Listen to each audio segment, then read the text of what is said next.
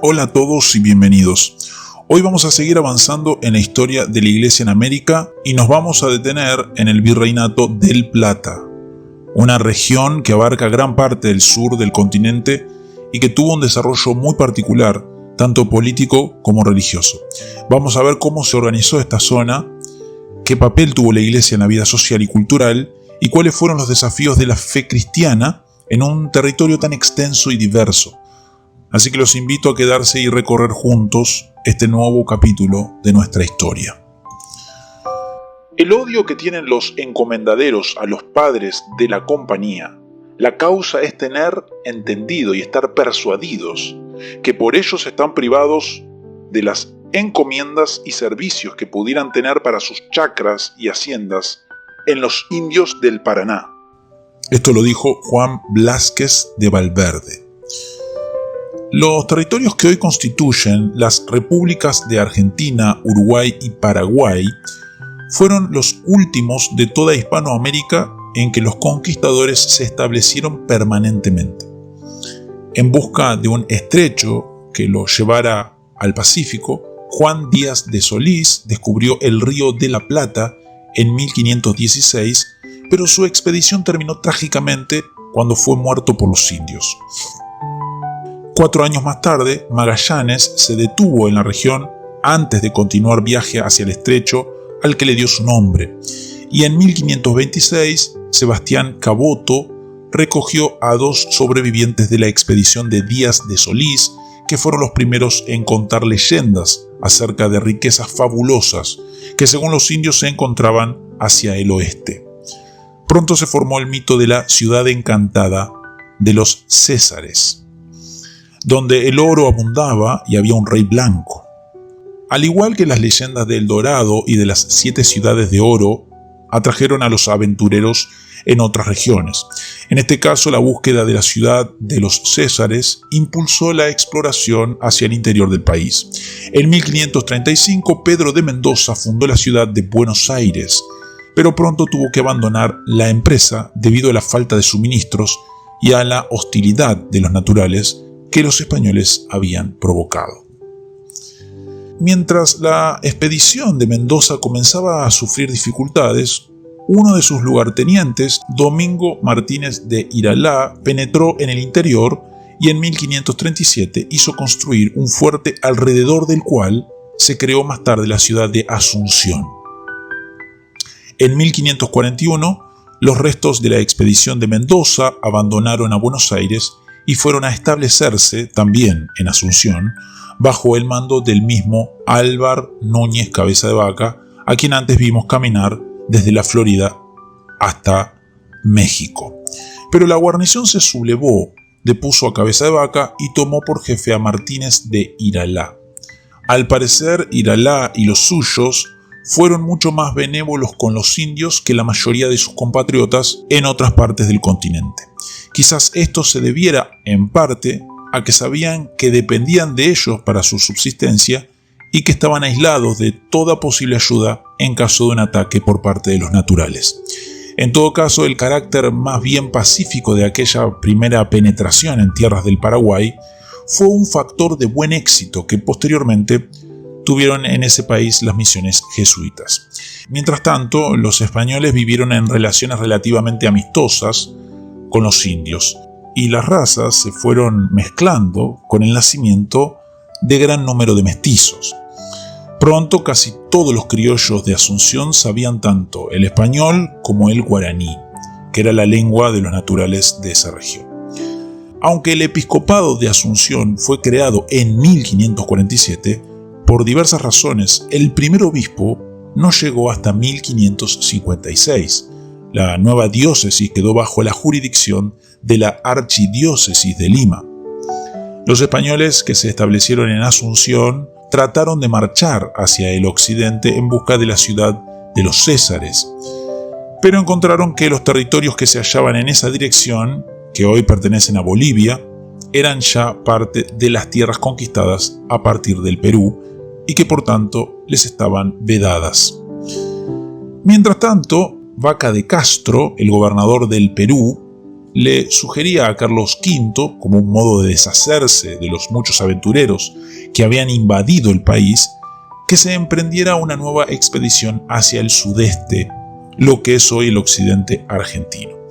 Con licencia del rey, la empresa le fue confiada a Diego de Rojas, quien bordeó el lago Titicaca y descendió por la ladera oriental de los Andes. Aunque Rojas fue muerto en 1544 por una flecha envenenada, el resultado de esa expedición fue el descubrimiento y colonización de Tucumán. Poco después hubo conflictos de jurisdicción entre los españoles procedentes del Perú y los que venían de Chile, pues ambos reclamaban la región. Por esa razón, y por lo apartado del lugar, Tucumán fue por largo tiempo un territorio indómito en el que regía la ley del más fuerte.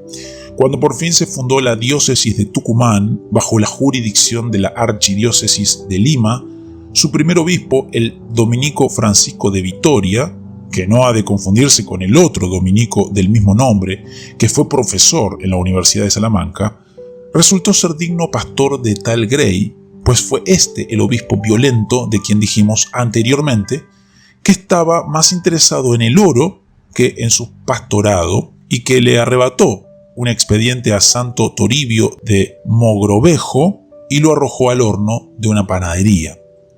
Cuando Fray Francisco renunció en 1587, le sucedió el franciscano Hernando de Trejo, persona dignísima que se esforzó en aplicar las medidas reformadoras que se habían acordado en Lima, bajo la inspiración de Santo Toribio.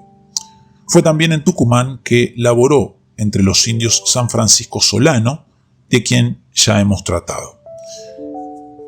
Aunque había sido fundada mucho antes que Tucumán y Asunción, Buenos Aires fue luego abandonada y tuvo que ser fundada de nuevo en 1580, ahora con tropas procedentes de Asunción y al mando de Juan de Garay. Poco después llegó un fuerte contingente de franciscanos, capitaneados por Juan de Rivadeneira. A partir de entonces, los franciscanos quedaron a cargo de la vida eclesiástica de la recién fundada ciudad. Sin embargo, Buenos Aires no estaba destinada a prosperar rápidamente. Durante mucho tiempo no pasó de ser una pequeña población, pues no había en ella riquezas capaces de competir con los atractivos de México o del Perú.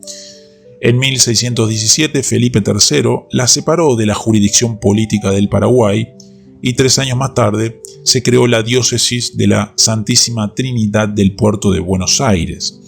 Pero durante todo ese tiempo la ciudad continuó viviendo mayormente del contrabando y de tráfico de esclavos. En 1725 todavía contaba solamente con 2 millares de vecinos.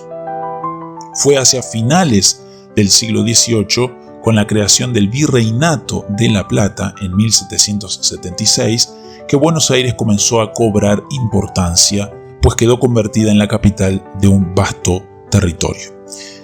El más interesante capítulo de la historia de la Iglesia en toda esa región durante la era de los conquistadores fue el referente a las misiones de los jesuitas en el Paraguay.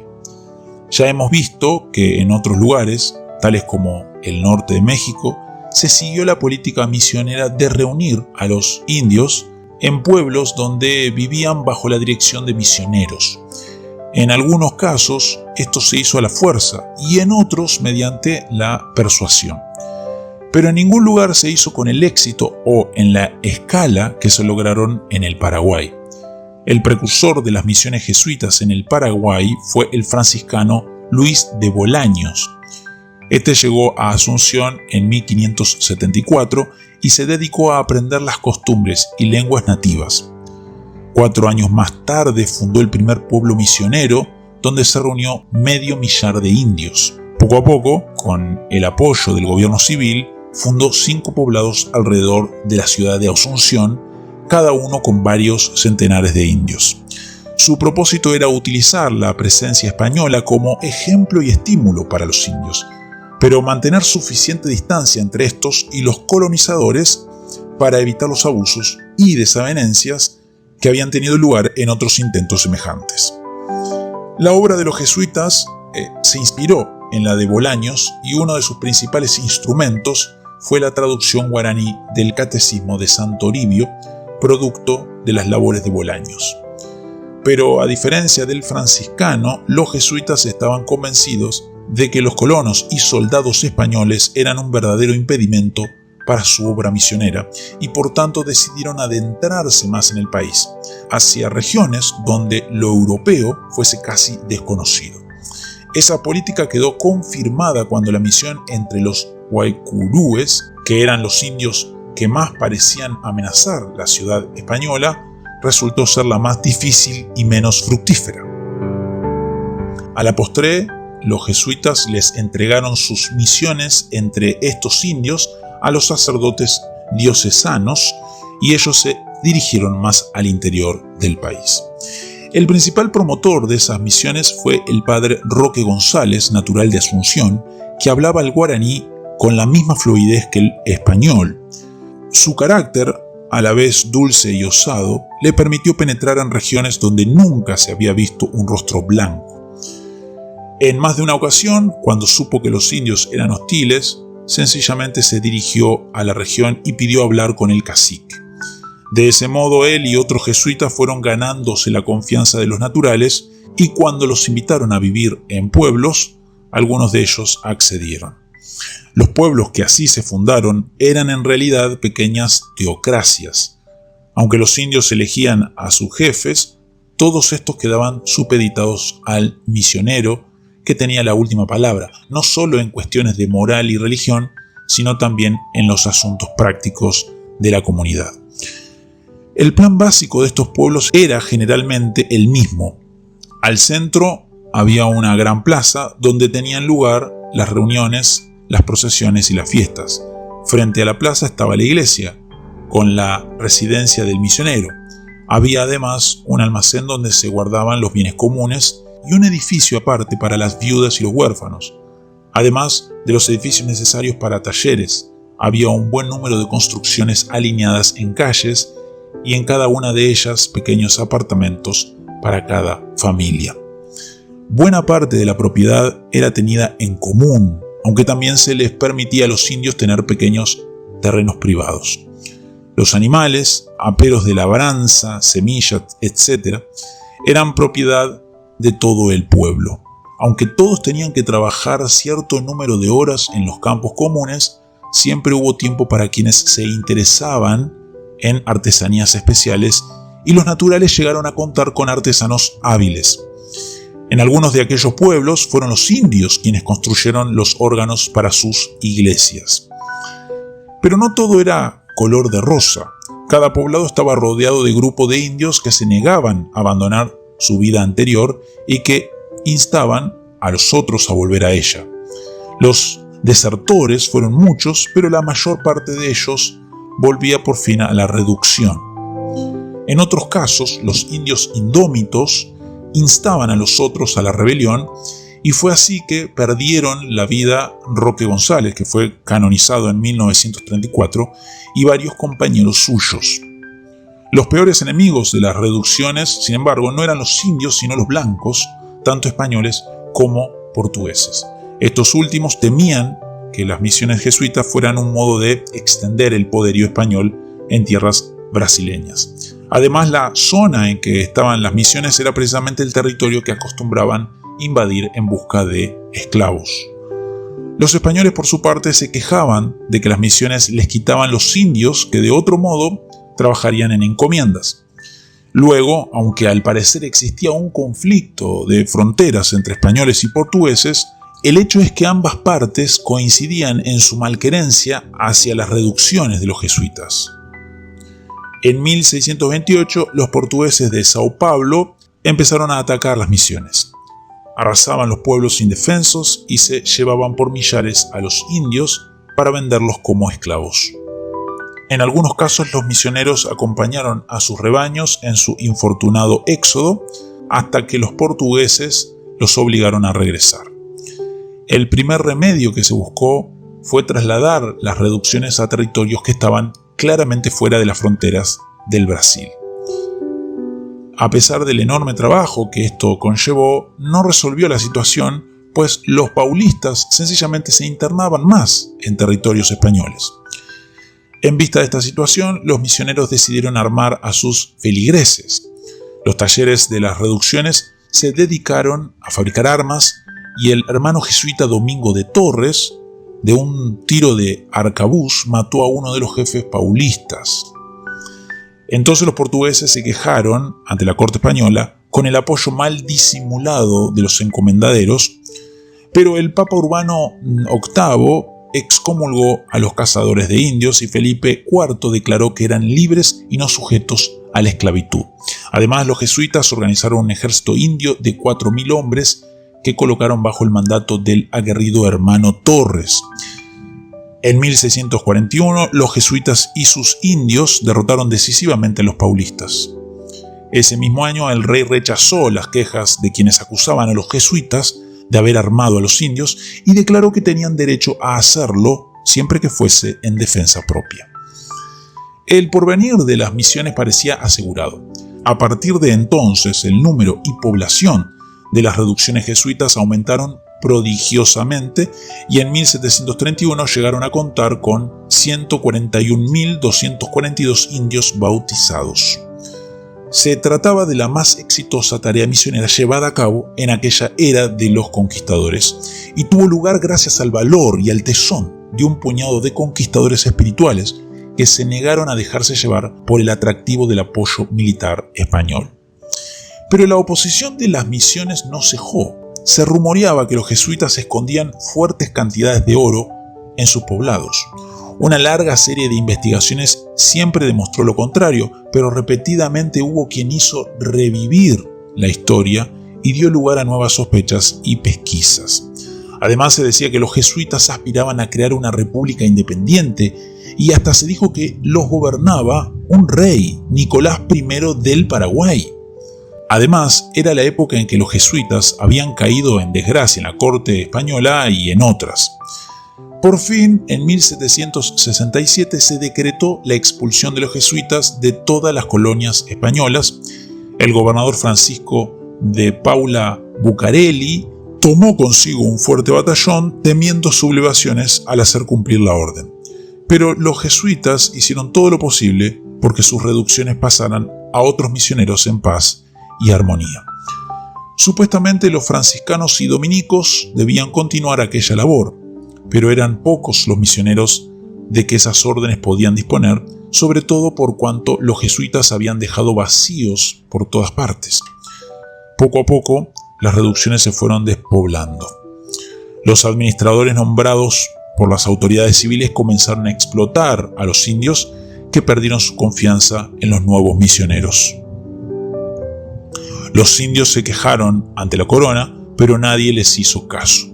Pronto comenzaron de nuevo las incursiones esclavistas de los paulistas y no faltaron otras por parte de los españoles. Para 1813, las antiguas misiones quedaban reducidas a la tercera parte de lo que fueron, en su época, de mayor gloria.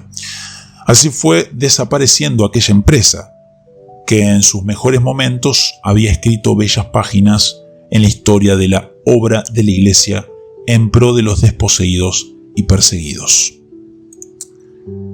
Y hasta aquí llegamos con este recorrido por el Virreinato del Plata.